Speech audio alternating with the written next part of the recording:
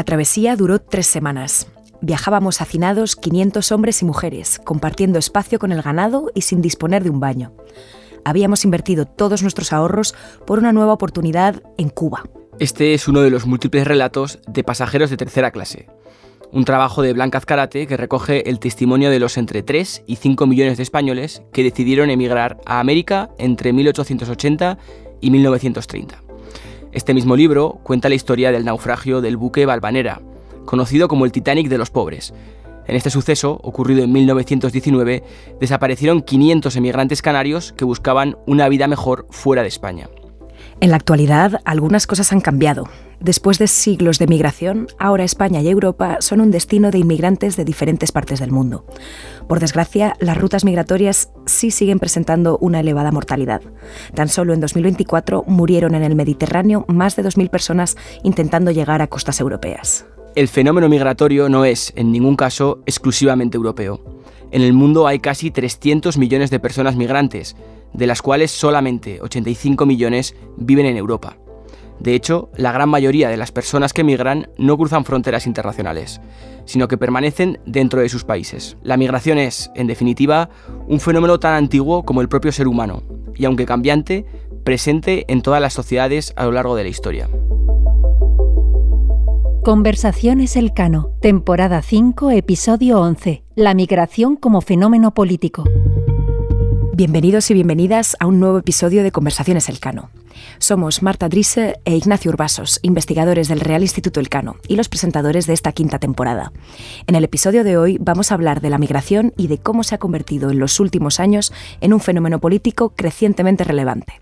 Para ello, debemos retroceder a 2015, cuando Europa enfrentaba la mayor presión migratoria desde la Segunda Guerra Mundial.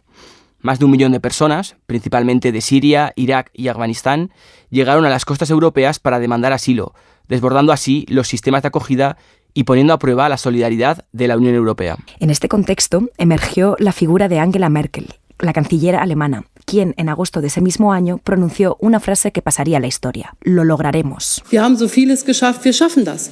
Wir schaffen das und wo uns etwas im Wege steht, muss es überwunden werden, muss daran gearbeitet werden und der Bund wird alles in seiner Macht Stehende tun, zusammen mit den Ländern, zusammen mit den Kommunen, genau das durchzusetzen. Merkel defendió una política de puertas abiertas, recibiendo a más de 1 millón de refugiados en Alemania. La decisión, secundada por algunos Estados miembros, logró desbloquear la situación, pero expuso profundas divisiones en el seno de la Unión Europea. Mientras Alemania lideraba la acogida, Hungría y Polonia cerraban sus fronteras y rechazaban la redistribución de refugiados. La crisis de 2015 no solo planteó un reto humanitario, sino que también abrió debates sobre una política migratoria común, el futuro de la Unión Europea y los verdaderos valores que la sustentan. Desde entonces, la migración se ha convertido en un tema central en la política europea y, según Eurostat, fue la primera preocupación de los europeos hasta la llegada de la pandemia en 2020. En 2025 resulta difícil disociar el reciente auge y consolidación de la extrema derecha del debate migratorio, tanto en Europa como en Estados Unidos. Pero esta retórica anti-inmigración va más allá de los partidos situados en los extremos del espectro político. Incluso los partidos socialdemócratas de Dinamarca, Austria o Suecia, entre otros países, han endurecido sus posturas en los últimos años y las políticas migratorias en Europa han virado, en general, hacia mayores restricciones. Este relato se ha visto reforzado por discursos de odio, teorías de la conspiración y bulos como el que vamos a escuchar de Donald Trump en campaña, acusando a los haitianos de Springfield, un pueblo de Ohio, de comerse a los perros y gatos de la localidad. In Springfield, they're eating the dogs, the people that came in, they're eating the cats, they're eating the pets of the people that live there. Más allá de bulos o percepciones erróneas, es cierto que la gestión migratoria no está exenta de retos para las sociedades receptoras. Por ello, y para entender mejor la dimensión política del fenómeno migratorio, hoy contamos con Ruth Bermejo. Ruth es investigadora senior asociada en el Real Instituto Elcano y profesora titular en la Universidad Rey Juan Carlos, especializada en migraciones. Bienvenida, Ruth. Bienvenida. Muchas gracias, un placer estar con vosotros. Cuando hablamos de migraciones, la imagen que suele venirnos a la mente es la de las rutas con destino a Europa, refugiados ucranianos en la actualidad, sirios en 2015 o las embarcaciones que cruzan el Mediterráneo desde el continente africano. Sin embargo, la realidad es mucho más compleja. La mayoría de los movimientos migratorios se da entre países del llamado sur global y, en términos absolutos, las principales regiones receptoras no siempre coinciden con las que más aparecen en los medios de comunicación. ¿Cuáles son los principales flujos migratorios a nivel global y cómo encajan las rutas hacia Europa dentro de esta perspectiva más amplia? Muchas gracias por la pregunta. Creo que podemos coger el ejemplo que comentabas de los refugiados sirios y para dar una idea de, bueno, pues cuál es la visión de Europa y cómo lo vivimos en Europa, pero también cómo es la situación mundial. Para Europa, como habéis dicho, la llegada de los refugiados sirios, principalmente a partir de 2015, fue un hecho clave en las políticas migratorias. Para algunos es incluso el inicio de esas políticas restrictivas, aunque otros pues ponen el origen en los atentados de septiembre de 2001 o en otros momentos. Pero sin duda yo creo que estoy de acuerdo en que es un hecho clave para las políticas de la Unión Europea. En esa época se acuñó el término de la crisis de refugiados, que muchos no estaban de acuerdo con él, como vosotros sabéis, porque por una parte se trataba de un número de personas que parecía muy fácilmente acogible para un continente como Europa. Por lo tanto, el término de crisis pues, fue criticado en ese sentido. Pero es verdad que hay un componente de crisis en el sentido de que Europa no estaba preparada para responder a esa situación, y se descubrió que muchas de las medidas y de las políticas que se habían tomado en los últimos años, incluso en las últimas décadas, pues no permitían responder a una situación como esa. Pero teniendo en cuenta esto, es verdad que la llegada de sirios, en concreto, junto con otras nacionalidades, pero principalmente los que huían del régimen de Bashar al-Assad, supuso o ha sido la nacionalidad mayoritaria en todas las rutas que llegan a Europa, en 4 de las 7 rutas que llegan a Europa desde entonces hasta el año pasado, ¿no? Es decir, sí que es un movimiento muy importante para lo que es la Unión Europea y lo que conocíamos en términos de solicitudes de asilo. Estamos hablando pues que en el año 2023 hubo un total de más de 183.000 peticiones de asilo por parte de ciudadanos sirios. Eso supuso un 17,5%, por ejemplo, un 17,5% del total de las solicitudes. Fueron las de personas de origen sirio. Como bien decíais, ¿cuánto es en números, ¿no? ¿Cuántos son los refugiados sirios en número? Bueno, pues hablamos de más o menos 1.200.000 personas o personas de origen sirio que han pedido asilo y refugio en Europa.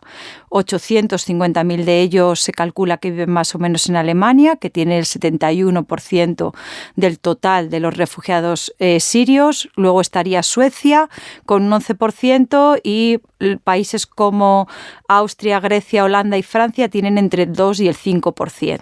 Y luego ya tenemos otros países el resto de países están en torno al 2%, como es el caso de España. Pero si ponemos esto en perspectiva mundial, la cosa cambia un poco, porque nosotros, como hemos dicho, tenemos 1.200.000 sirios en Europa. ¿Cuántas personas salieron de Siria? Pues se calcula, el ACNUR calcula que alrededor de 14,5 millones de personas tuvieron que abandonar sus hogares a partir de 2011. Y de ellos, 7 millones se ha ido del país, mientras que 7,5 millones están desplazados a distintas zonas del país. Y ya si prestamos atención a esos 7 millones que han salido del país, pues vemos que la mayoría está en países cercanos. Es decir, Turquía tiene 5,5 millones de refugiados sirios, Turquía un país, mientras que la Unión Europea tiene 1.200.000 en total. O, por ejemplo, entre los países cercanos a Siria que más tienen estarían Líbano, Jordania, Irak o Egipto. Yo creo que esto es importante, ¿no? Porque es verdad que nosotros estamos en Europa y vemos la realidad desde Europa, pero conviene muchas veces poner estos conflictos y estas guerras en perspectiva global, ¿no? Para saber cuál es la dimensión exacta del asunto, de la cuestión en cada momento. Como has mencionado, la migración es un fenómeno altamente politizado y las narrativas en torno a ella no siempre reflejan la realidad. Algunos discursos giran en torno a un supuesto choque cultural entre migrantes y sociedades receptoras, otros denuncian, sin datos o directamente con bulos y falsedades, que la migración trae consigo criminalidad y violencia. Existen incluso teorías de la conspiración, como la del gran reemplazo, según las cuales la población blanca en Estados Unidos y Europa está en peligro porque está siendo sustituida por migrantes musulmanes y racializados. ¿Cómo han evolucionado las percepciones sobre el fenómeno migratorio en Europa? Pues esta pregunta tiene su complicación. Hay muchos estudios y sobre todo hasta 2020-2022 que nos hablan de que la opinión pública en Europa e incluso en Estados Unidos no se ha vuelto especialmente en contra de la inmigración, ¿no? Como muchas veces se afirma, ¿no? Por ejemplo, los datos de Gallup, que sabéis que es una fuente un instituto de encuestas en Estados Unidos, hablan de que sí que hay una preocupación por la migración y suele correlacionar con ciclos económicos, con debates políticos, con crisis fronterizas puntuales, pero más o menos la opinión sobre la inmigración se mantuvo estable y fijaos las fechas desde 1966 hasta 2002. Aquí, ¿por qué 2002? Bueno, pues podemos pensar en los atentados del 11 de septiembre que comentábamos hace un momento, pero básicamente si seguimos entre lo que ha ocurrido en este siglo, ¿no? Desde esa fecha, tampoco podemos ver que haya unos cambios importantes en la opinión pública sobre inmigración.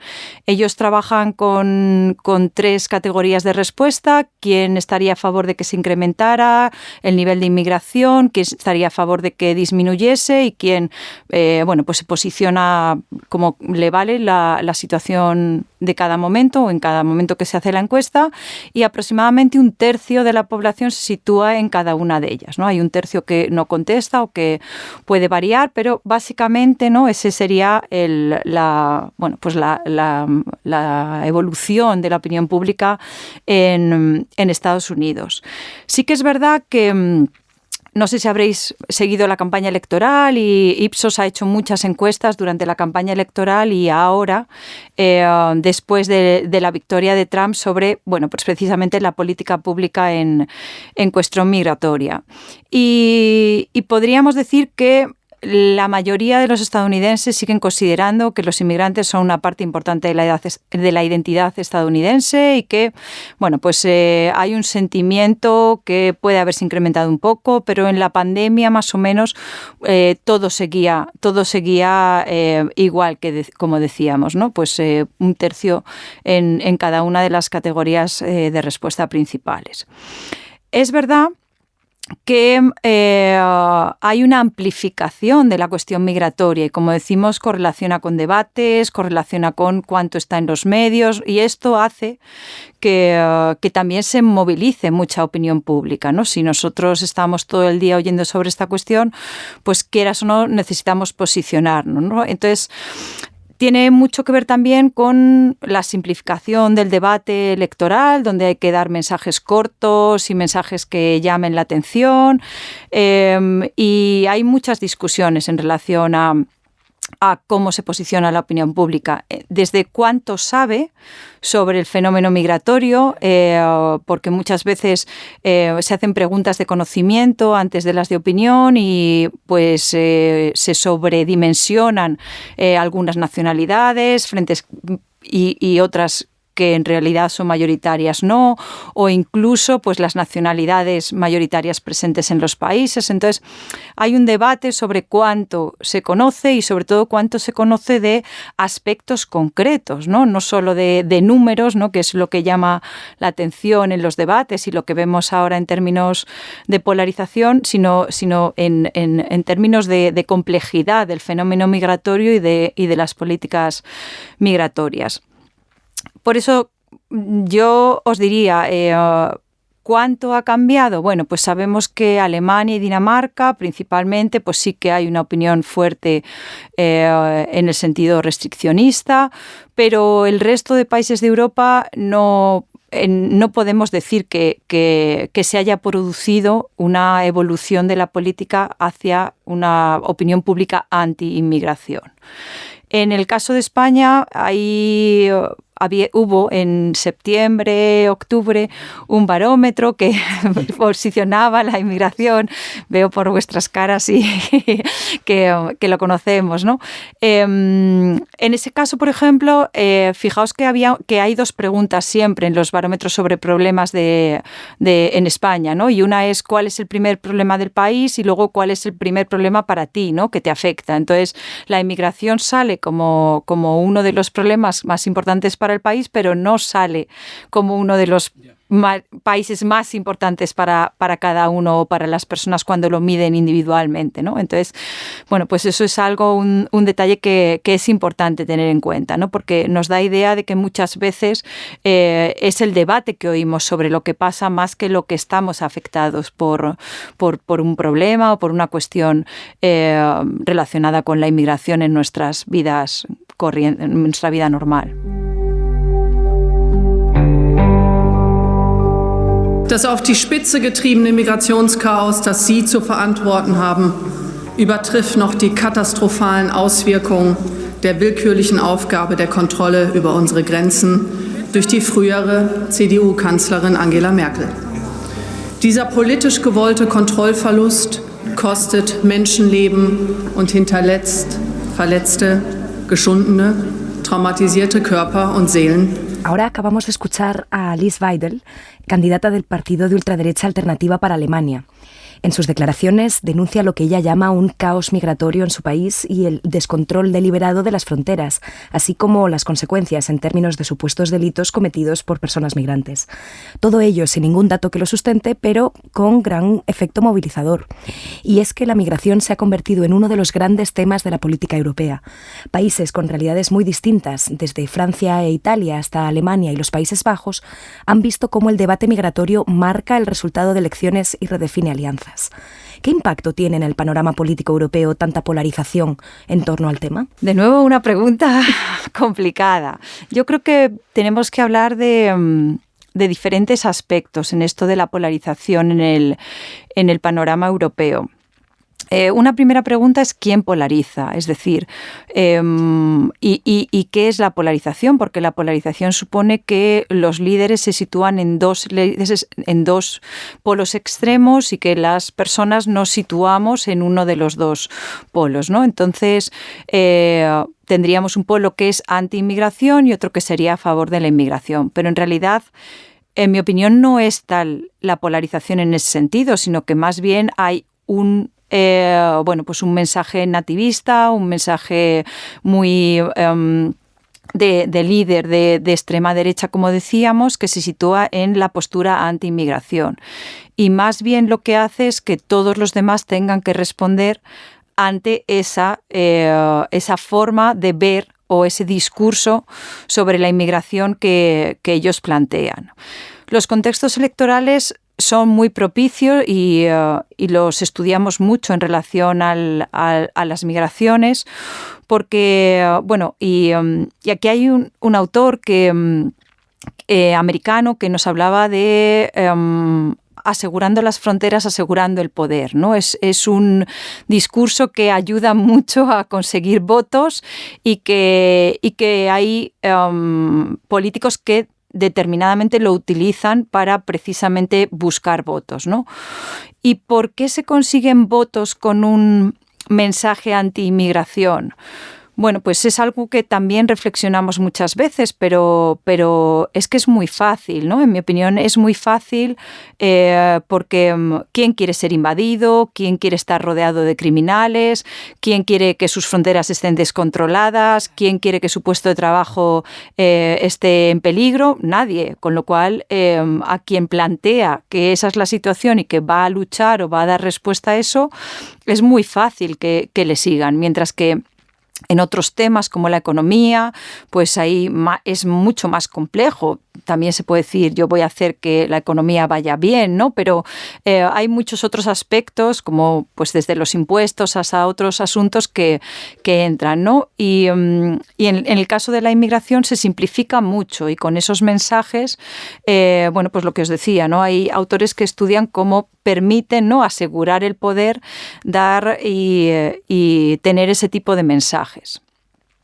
Esa sería una parte del análisis, ¿no? Y el otro tendría que ver con el efecto que produce tener líderes, como tenemos en este momento en Europa y como además hemos tenido muchas elecciones, también en Estados Unidos, pero muchas convocatorias electorales seguidas.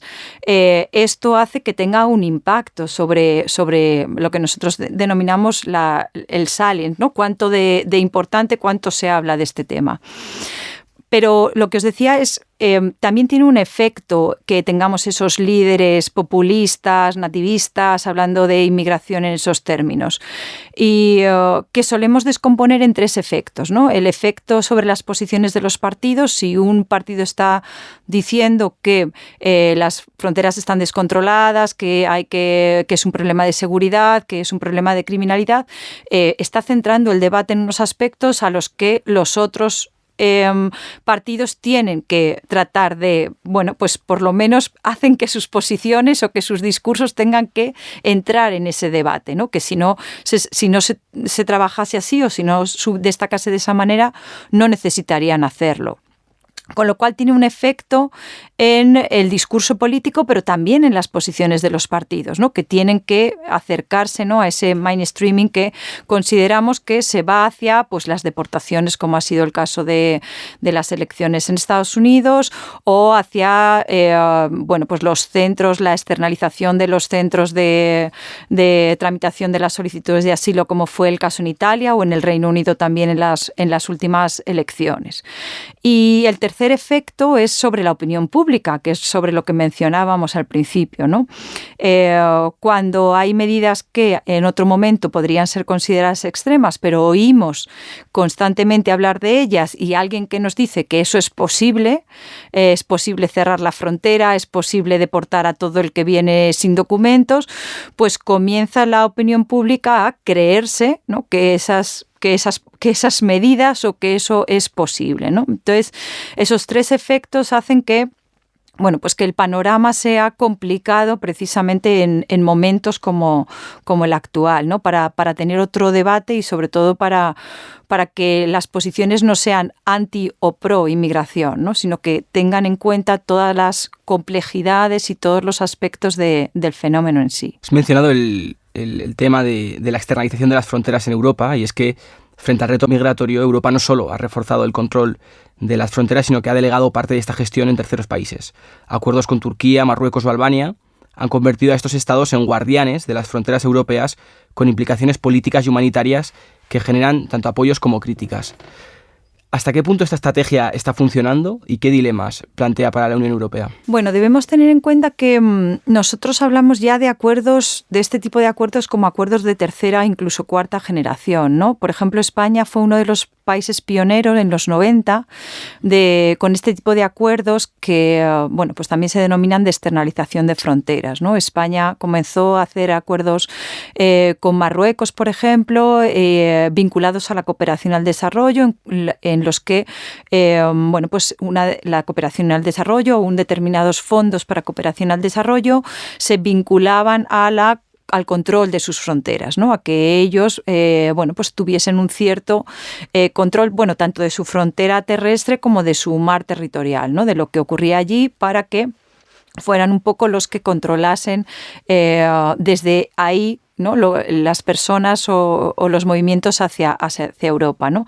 Entonces, no, para responderte, no es algo nuevo, ¿no? Lo que pasa es que es verdad que hemos tenido acuerdos bilaterales, multilaterales, trilaterales, hay una gran variedad de acuerdos, y también en el tipo de medidas que incluyen, ¿no? Pues desde estos hasta los acuerdos de hace unos años con Turquía o con Libia, pues hay muchas diferencias en contenido y y también en cuánto se espera, ¿no? España sigue manteniendo y firmando y renovando este tipo de acuerdos con Senegal, con Mauritania, ¿no? Sigue el año pasado estuvo en negociaciones y sigue en negociaciones con otros países. Es decir, podemos decir que se ha convertido en un instrumento de política migratoria habitual. Es verdad que, claro, un paso más allá podemos considerar que han sido el programa de Reino Unido con Ruanda o el de Italia con Albania. Porque aquí ya no estamos hablando de controlar un poco las fronteras y intentar que no salgan tantas embarcaciones o que no salgan en tan malas condiciones, ¿no? Que, como decíamos, las muertes en el Mediterráneo cada año son muy importantes, ¿no? En este caso ya estamos hablando con estos nuevos acuerdos de solicitantes de asilo, ¿no? Y ahí permitidme que diga esto, nos estamos olvidando un poco del origen del derecho de asilo, ¿no? Que es un derecho para mí europeo y es un derecho que tiene que ver con el apoyo de la democracia, ¿no? Y de la libertad, ¿no? Entonces, bueno, pues son un nuevo tipo de acuerdos, de externalización, y tampoco... Hay una cosa que también desde el análisis de las políticas miramos muchas veces, ¿no? Muchos de estos acuerdos no se sabe cuál es su consecuencia, si son eficaces o no. No tenemos ninguna evaluación sobre qué es lo que hacen, ¿no? Algunos hablan de que es un efecto más bien de imagen, ¿no? Para que los migrantes no piensen que pueden venir todos, pero es verdad que están llevando a focalizar y tienen que ver con el foco de la Unión Europea en todo lo que tiene que ver con el tráfico de migrantes y demás. Nosotros hemos hecho un proyecto no hace mucho, que terminamos hace un par de años, en el que tratábamos de estudiar, ¿no?, por qué las personas siguen emigrando, por qué las personas siguen saliendo de sus países. Y la principal idea que yo transmitiría es que siguen saliendo porque viven muy mal. Es decir, porque tienen guerras, porque no tienen para comer, porque no tienen futuro. Y eso no se soluciona con el tipo de políticas anti-tráfico que está proponiendo Europa, ¿no? Porque sí que utilizan a traficantes, pero cuando ya han decidido que se va, y muchas veces a mitad de su viaje, ¿no? No es que, como se dice muchas veces en el discurso europeo, sean los traficantes los que convencen a las personas para que vengan. Gracias, Ruth. Pero bueno, la política migratoria no es solo gestión de fronteras. En Europa coexisten modelos muy distintos de integración. Países como Francia han apostado por la asimilación, mientras que en Alemania el enfoque ha sido más pragmático, vinculado al mercado laboral. España, por su parte, ha combinado políticas de regularización con un acceso relativo a servicios básicos como la sanidad y la educación. Sin embargo, también enfrenta retos, como la precariedad laboral de muchas personas migrantes, las dificultades en el acceso a la vivienda o la lentitud de los procesos administrativos. ¿Qué ha funcionado bien en el modelo español y qué aspectos siguen siendo una asignatura pendiente? Pues esto que planteáis es muy importante, en mi opinión, porque como veis, nos hemos estado fijando en los números, en los que llegan, ¿no? Sí. Y este foco de Europa en los últimos años, sobre todo, y desde 2015, hace que nos estemos olvidando de esta otra parte, y que es la integración, que es cómo están estas personas en nuestros países. Y en este proyecto Perceptions que os comentaba, hablaban de mucha discriminación, de muchos problemas administrativos, que hacían que su vida fuera muy difícil en Europa. Es verdad que era mejor que la que tenían, pues, en las condiciones que decíamos, ¿no? Donde en sitios donde había conflictos o guerras civiles, o donde no tenían para comer, con lo cual, bueno, su situación era mejor, pero no quiere decir que fuese como esperaban o todo lo buena que podría ser, ¿no? Y para mí se nos está olvidando esta parte en la que la Unión Europea ha sido muy importante en el principio de este siglo, pero que, bueno, pues este giro hacia anti-inmigración, restricción, fronteras, está haciendo que nos olvidemos de esta pata que es muy importante. En el caso de España, hay quien dice que nuestra posición en términos de cohesión social, en nuestra integración, es mejor que otros países europeos. Pues hay quien lo relaciona con el tipo de inmigración que hemos tenido, ¿no? Inmigrantes latinoamericanos que consideramos cercanos a nosotros en aspectos culturales, en aspectos religiosos, en todo, ¿no? Y que han entrado bien o que se han acoplado bien en las necesidades de nuestro mercado de trabajo y en general en todos los aspectos, ¿no? Entonces, bueno, pues algunos hablan de que nuestra posición sí es privilegiada en ese sentido, simplemente no porque nuestras políticas de integración hayan sido mejores, sino por esta preponderancia, sobre todo en los últimos años o en este siglo de inmigrantes latinoamericanos. Pero es verdad que nuestro modelo de integración también ha hecho mucho énfasis, y hablo desde el primer plan Greco del 2004, si no recuerdo mal, sobre la integración de los inmigrantes, ha hecho hincapié en un diálogo intercultural y en que la integración no era solo las personas que llegaban, que se asimilasen, ¿no? Como decías, Marta, en Francia a los que estábamos, sino que fuera un trabajo de doble vía, ¿no? Que también hubiese un acostumbrarse de la sociedad que en aquel momento era española y que ahora es otra completamente diversa, ¿no? Pero fuera un camino de dos vías en el que hubiese pues un ajuste entre los que llegaban y entre los que estaban, ¿no? Y fuese tuviesen un papel activo los dos grupos, ¿no? O los múltiples grupos que entraban pues que tenían que convivir juntos. Pero es verdad que todo nos indica que nuestros grados de cohesión social son buenos, aunque hay problemas, ¿no? Y el sistema de asilo es muy mejorable, porque además han crecido mucho las solicitudes en los últimos años. Y bueno, pero o sea, hay puntos en los que necesitamos mejorar claramente y invertir mucho, ¿no? Pues porque en ciudades grandes como Madrid estamos viendo también que hay ya una concentración importante en determinados barrios, con lo que eso implica en términos de educación, con centros donde hay una población muy plural y muy diversa, con necesidades de atención específicas que no tienen que ver con otros barrios pues más asentados, con población más asentada. Entonces, sí que es verdad que teniendo en cuenta que hay retos y que no todo es magnífico, funciona a la perfección, sí que es verdad que en comparación con otros países nuestra posición no podemos decir que sea mala en ese sentido. Para terminar, Ruth, esta temporada estamos pidiendo una recomendación de un libro o de una película que nos ayude a entender mejor el tema que tratamos en el episodio, en este caso la migración. ¿Cuál es tu recomendación? ¿Hay solo uno? Venga. O recomendaciones. Vale. Si es uno, yo sí que recomendaría un libro de un sociólogo que es Hein de Haas y que se tradujo el año pasado en la editorial Península y que se titula Los mitos de la inmigración. Y su subtítulo es 22 falsos mantras sobre el tema que más nos divide. Él va en esos 22 capítulos analizando pues estas cosas que también hemos hablado nosotros, ¿no? Está la opinión pública en contra de las migraciones o, pues de todas estas cuestiones que muchas veces nos preguntamos. Y bueno, es un libro bastante de un académico, pero es un libro divulgativo.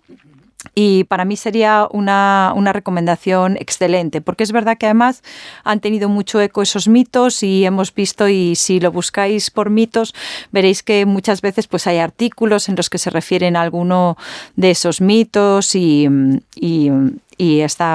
yo creo que sí, que si tuviese que elegir uno sería ese, pero quería también claro. El libro de Solito, que me lo han prestado hace poco y que es un niño que migra de Sudamérica hacia Estados Unidos, él solo, y cómo le van ayudando en su viaje, pues no recuerdo si tiene 8 o 9 años, ¿no? Y cómo es su viaje, él solo desde allí hasta México, y cómo logra llegar, pues gracias a que una familia le coge en brazos para cruzar un sitio, otro, y cuenta un poco eso, que las migraciones son un viaje de personas, y en ella Javier Zamora nos cuenta su historia, una historia, como os decía, muy bonita, en la que destaca también pues cómo se ayudan unos a otros en el cruce de fronteras, y da una visión personal de las migraciones. Así que, si me dejáis, son estos los libros. Bueno, fenomenal. Muchísimas gracias, Ruth. Muchas gracias, sí. Muy interesante las 2 recomendaciones y este episodio. Un placer. Muchísimas gracias a vosotros. Conversaciones Elcano. ¿Cómo nos afecta lo que pasa en el mundo?